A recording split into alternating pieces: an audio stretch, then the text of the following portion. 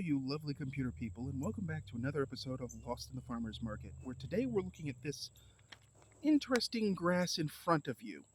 Yes, it's a real grass, and its scientific name is Sorghum bicolor, specific variety Texicoa, or sorghum for short.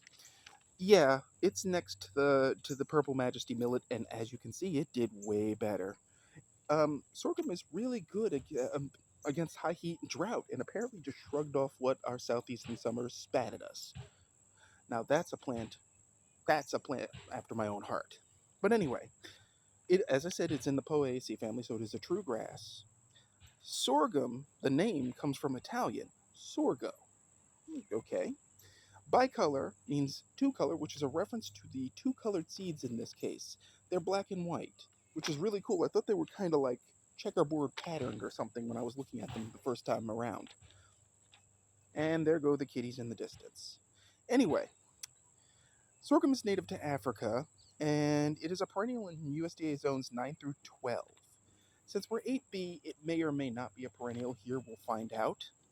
But it's generally grown as an annual in zones 8 through 3, which technically was the plan, but I mean, if it comes back next year, I'm not going to be heartbroken about this. Its soil pH preference is 6.0 to 6.5, and general garden soil with good drainage is preferred. Its exposure is full sun, and its height can be up to 4 feet, which in this case about 3.5, which is not bad for not really having a growing guide to work with this year.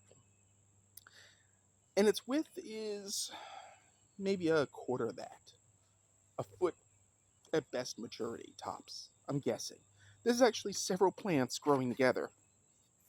In fact, this group here is actually... Here's something interesting I want to show you guys, actually, while we're at it. This plant, I harvested the seed head off of it, and it's already side shooting here. How about them apples? And this one is doing it too, which shows that you can harvest multiple seed heads off of these guys. And this is the seed head. This is the part you want. I don't know if you can do anything with foliage. I didn't find any information that was concrete on that matter, but anyway, other names for this particular cereal grain are Great Millet, Broom Corn, Guinea Corn, Durra, Jowar, and of course Milo, the one that you may or may not know. Sorghum, as it happens, is the world's fifth most imported cereal crop, right after rice, wheat, maize, and barley. So it's pretty big. In our country, we're a little weird about alternative grains. We think it has to be wheat or corn, but let's be honest, corn is way less efficient than this guy.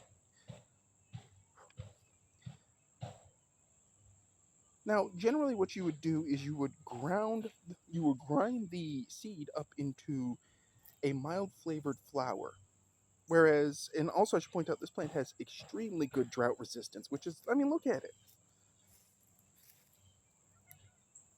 What are you doing?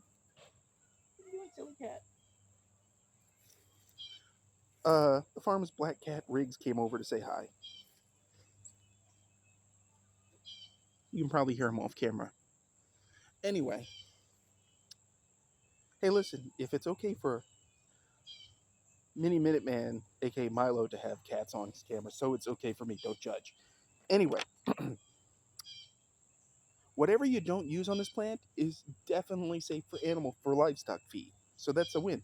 The seed kernels can be popped like popcorn, which is, pretty impressive. I actually have to try that at some point once I'm done harvesting my crispy seeds. But lastly, there is one downside. Sorghum is considered invasive in North Carolina for some reason. And I'm assuming because here it's a pseudo-perennial, it does produce a fair amount of seeds.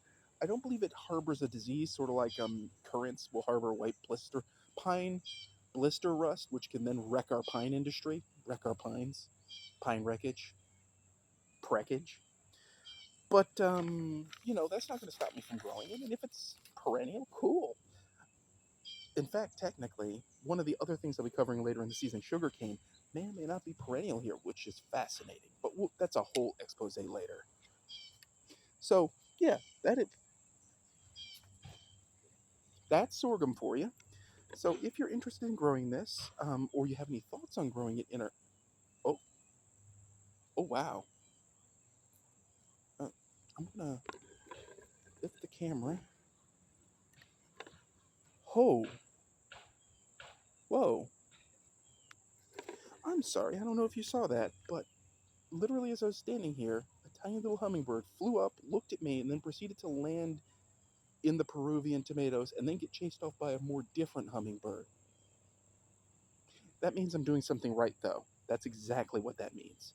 Anyway, nature will interrupt you when you least expect it. As I was saying, because apparently my flowers bring all the hummingbirds to the yard. Damn right, they're better than yours. No, if you have any thoughts on growing it, please put a comment in the comment section. If you like this video, please hit like. If you haven't already, please subscribe. It helps the channel.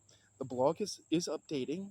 We were talking about at the time of this filming, the post is rhomboid mercury, but by the time you see this, it'll be weeks later. But you can go back and look that up because I swear that thing sounds like it ought to be in a rock band. And as always, folks, keep them growing. And thanks for watching.